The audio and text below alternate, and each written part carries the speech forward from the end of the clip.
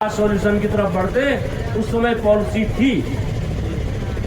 Policy थी और चरणबद्ध तरीके से काम होता तो काम हो जाता। बीच में पॉलिसी नहीं थी, लेकिन अब कोर्ट के आदेश के बाद उस पर हमने भी काम किया। उसका भी देखिए, उसका भी बहुत बड़ा दबाव रहा। जो विधानसभा में प्राइवेट मेंबर बिल पेश किया गया हमारे मनोज तिवारी जी के द्वारा, माननीय विधायक जी के द्वारा, कि पॉलिसी लाइए।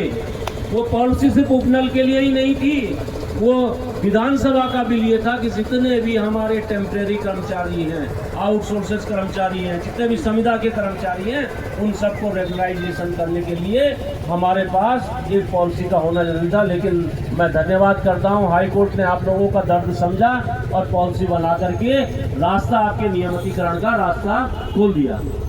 अब आज जो 18 कार्य समान वेतन पर तो कोई बाधा ही नहीं है, कहीं पर कोई बाधा ही नहीं है। दूसरे उस पर जो है कि आप जो बात कर रहे हैं, अभी मेरी इनसे बात हुई, गोदियाल जी से बात हुई, आपको उचित रास्ता अपनाना चाहिए कि आपको, क्योंकि उपनल का स्वरूप अभी डिपार्टमेंटल नहीं होगा। मुझे ये लगता है उपनल को ये बजट की ग्रांट देते होंगे, तो इसके लिए इनको सरकार को, आप सरकार को आज बता भी दीजिएगा कि उपनल को विभाग का दर्जा दें, ग्रांट से इसको बजट में लाएं। पहले आप सब लोगों को उपनल में लें, उसके बाद आपकी सर्विस से डेपुटेशन पर जिन विभागों पर हैं उन विभागों को सर्विस पर डेपुटेशन पर दे करके रेगुलाइज करें। ये भी एक रास्ता है।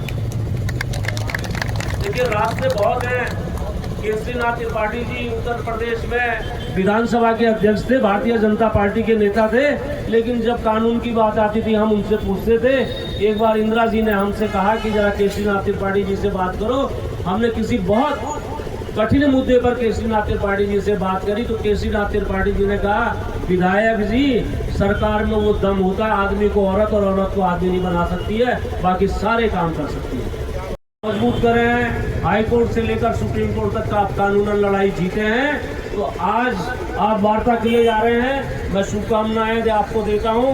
बाबा केदारनाथ जी की कार्य समान वेतन वाली भी मांग और रेगुलाइजेशन, जिस भी स्टेज में वो रेगुलाइजेशन करना चाहे डिपार्टमेंट में आपको डाल करके रेगुलाइज करना चाहे, और चाहे उपनल को डिपार्टमेंट का स्वरूप दे करके डेपुटेशन पर दे करके रेगुलाइजेशन करना चाहे, सरकार के पास सारे रास्ते रुके हैं, सारे रास्ते खुले हैं। तो मेरा सरकार से भी आग्रह है कि अब बहुत हो गया इन विचारों का अब इनके पास कोई चारा नहीं है।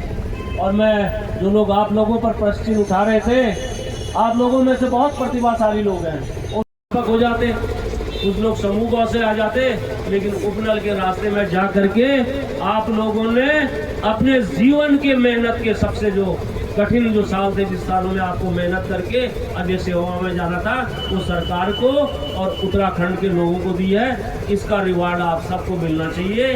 मैं आप सब लोगों को शुभकामनाएं देता हूँ। जय भारत, जय उत्तराखंड। ठीक है। माननीय विधायक जी का, उन्होंने हमेशा हम लोगों का उचित मार्गदर्शन किया है, लीगली रूप से भी और विधिक रूप से, या कर्मचारी हित में या राजनीतिक तौर पर हमेशा उनका सहयोग समर्थन मार्गदर्शन में प्राप्त होता रहा है। मैं सभी कर्मचारी से अनुरोध करूँगा कि हम सब लोग इसी प्रकार से बने रहें, और ये थोड़ा सा समय रह गया है, जो अंतिम समय हम सब लोग कहेंगे इसे, वो होने जा रहा है।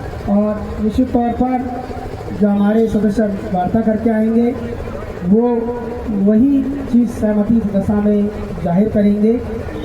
राज्य सरकार के सम्मुख जो हमारे कर्मचारियों को अधिक से अधिक लाभान्वित करने वाला काम हो, इसके लिए हम सब लोगों को धैर्य रखना होगा और इस संख्या बल को यथावत इसी प्रकार से बनाए रखें। और बहुत नज़दीकी समय है कि हम सब लोग आगे बढ़ने की दिशा में हैं। हमने सभी जितने विभाग अध्यक्षों का नाम यहाँ से उच्चारण किया था, जिन जिन सदस्यों का नाम उच्चारण किया था, उन सदस्यों से निवेदन है कि वो सब लोग रुके रहेंगे। और वार्ता होने के उपरांत हम लोग जिस प्रकार से सोमवार से इस कार्यक्रम को आगे बढ़ाने की रणनीति तैयार कर रहे हैं, वो सब उस रणनीति के हिस्सा होंगे। सबकी भूमिकाएं उसमें होंगी और सबको अपने अपने भूमिकाएं अदा करनी पड़ेंगी। यह एक व्यक्ति विशेष का कार्य नहीं है, इसे व्यक्ति विशेष के उद्देश्य नहीं है। सबके अपने अपने व्यक्तिगत